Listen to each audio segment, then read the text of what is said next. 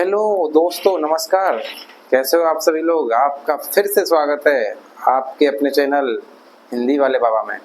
दोस्तों, परिवर्तन श्रृंखला की कड़ी में मैं स्टेंजा आपको लेकर के चल रहा था मित्रों, और इसी क्रम में मैं आज आपके बीच फिर से उपस्थित हो गया हूँ हिंदी वाला बाबा चौथा स्टेंजा लेकर के। देखिए क्या है चौथे स्टेंजा में। किसी को सोने के सुख साज मिल गया यदि ऋण भी कुछ आज, चुका लेता दुख कल ही ब्याज। चुका लेता दुख कल ही ब्याज, काल को नहीं किसी की लाज। विपुल मणि रत्नों का छवि जाल, इंद्र धनुष की सी छटा विशाल। विभव की विद्युत ज्वाल, चमक छिप जाती है तत्काल। मोतियों जड़ी ओस की डाल, ला जाता चुपचाप बयान। कितनी यार अच्छी बात है। कह रहे हैं किसी को सोने के सुख साज मिल गया यदि ऋण भी कुछ आज। कभी परिवर्तन की विशेषता को बताते हुए, कभी बदलाव की स्थिति को दर्शाते हुए स्पष्ट रूप से कहता है कि यदि किसी मनुष्य को सुख सुविधा, सोने की सुख सुविधा मतलब संपन्नता, वैभवता, समृद्धि, यानी कि हर प्रकार की चमक, हर प्रकार का सौहार्द, हर प्रकार की जो मानव के जीवन में सुख सुविधाएं होती हैं, अगर वो किसी को वो सब सुख सुविधाएं अगर मिल गई है ना, अगर किसी मानव का जीवन सुख सुविधाओं से सजा हुआ है, सुसज्जित है, अगर किसी मानव का जीवन सुख सुविधाओं से सुसज्जित है, सजा हुआ है, मिल गया यदि ऋण कुछ भी आज, ये सब किसके समान है? ऋण के समान है। ऋण के समान है। मिल गया यदि ऋण कुछ भी आज, अगर आज मानव को ऋण की तरह, ब्याज की तरह क्या मिल गई है? सुख सुविधाएं मिल गई हैं। कुछ समय के लिए सीमित सुख सुविधाएं मिल गई हैं। इन सुख सुविधाओं का कोई लंबा समय नहीं है, ये सीमित समय के लिए, कुछ क्षण भर के लिए, क्षण भंगुर है। चुका लेता दुख कल ही ब्याज। दुख रूपी कष्ट है मानव के जीवन में जब परिस्थितियां आती हैं, मानव के जीवन में जब विपदा आती है, मानव जब संकट का सामना कर रहा होता है, मानव जब यातनाओं को झेल रहा होता है, मानव जब परेशानियों से घिरा हुआ होता है, मानव पर जब विपत्तियों का पहाड़ टूट पड़ता है ना, तो ये सब जो सुख सुविधाएं क्षण भर के लिए मनुष्य को मिली थी, ये सब समय ना इन सब सुख सुविधाओं को कष्ट में, दुख में ब्याज के समान चुकता कर लेता है। जिस प्रकार से कौन यहाँ पर काल कौन हो गया?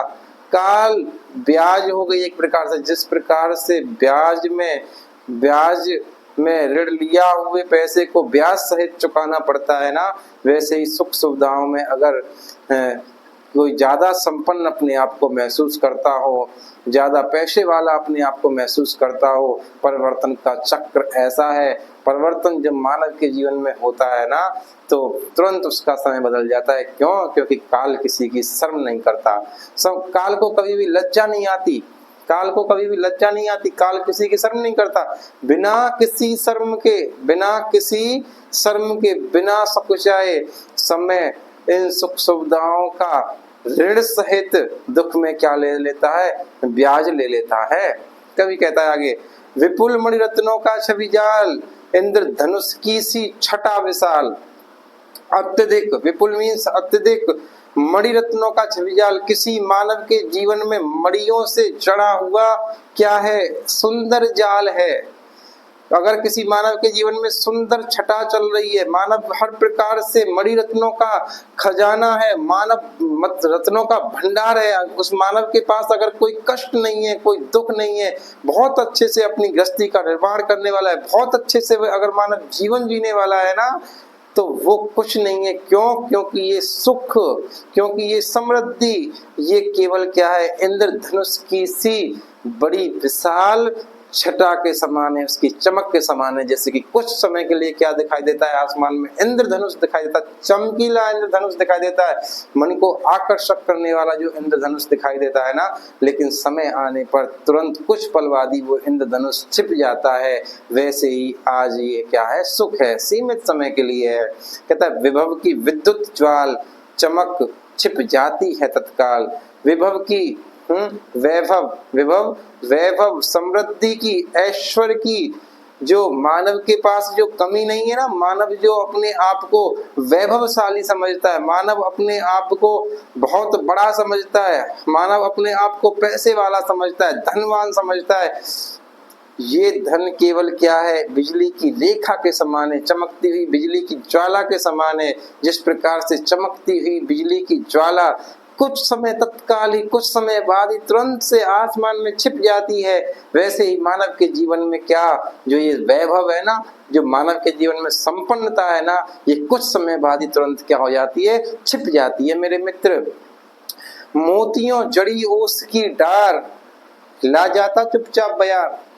तुमने देखा होगा मित्र, सुन लो, तुमने देखा होगा मोतियों जड़ी ओस की डार, मोतियों से जड़ी हुई ओस की डार कैसे हो सकती है, यानी कि जब वृक्ष पर ओस की बूंदें पड़ती है ना, ओस की बूंदें जब वृक्षों के पत्तों पर जमी हुई होती हैं और उन ओस के वृक्षों के पत्तों की बूंदों पर जब सुबह के सूर्य की सुनहरी किरण पड़ती हैं, तो ऐसा प्रतीत होता है जैसे कि वो ओस की बूंदें ना हो बल्कि क्या हो, सोने रूपी मोती हो।